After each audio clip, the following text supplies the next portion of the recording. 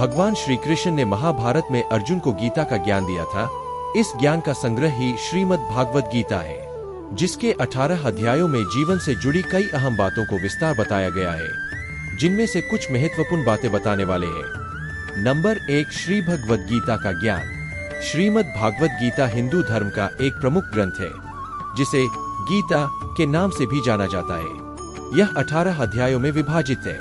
गीता में भगवान श्री कृष्ण ने अर्जुन के माध्यम से पूरे समाज को जीवन, धर्म, कर्म और मोक्ष के बारे में गहन ज्ञान दिया गया है, जो आज भी जीवन के हर क्षेत्र में मार्गदर्शन प्रदान करता है। नंबर 2, गीता के उपदेश। गीता में दिए गए उपदेश मनुष्य को धर्म, कर्म, सिद्धांत और भक्ति का मार्ग दिखाते हैं। भगवान श्री कृष्ण के ये उपदेश आज कलयुग में भी लोगों को लाइफ मैनेजमेंट का पाठ पढ़ाते हैं। अगर आप अपने जीवन में इन उपदेशों का पालन करने लगे तो सफलता के मार्ग अपने आप खुलते चले जाएंगे। नंबर 3, धर्म के अनुसार करे कर्म। श्रीमद् भागवत गीता में कहा गया है कि मनुष्य को हमेशा अपने धर्म के अनुसार ही कर्म करना चाहिए। इस उपदेश के जरिए भगवान श्री कृष्ण मनुष्य को यह बताना चाहते हैं कि हर मनुष्य को धर्म के अनुसार ही कर्म करना चाहिए। यानी कोई विद्यार्थी है तो उसका धर्म केवल शिक्षा प्राप्त करना है। यदि कोई सैनिक है, उसका धर्म देश की रक्षा करना है। नंबर 4, व्यवहार में रखे मिठास।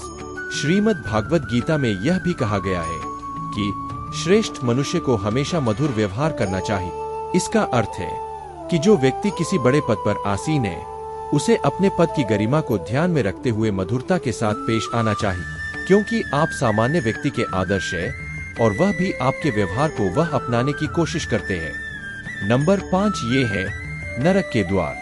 काम, क्रोध और लोभ ये 3 प्रकार के नरक के द्वार है, और जो व्यक्ति इन्हें अपनाता है उसका नाश होता है।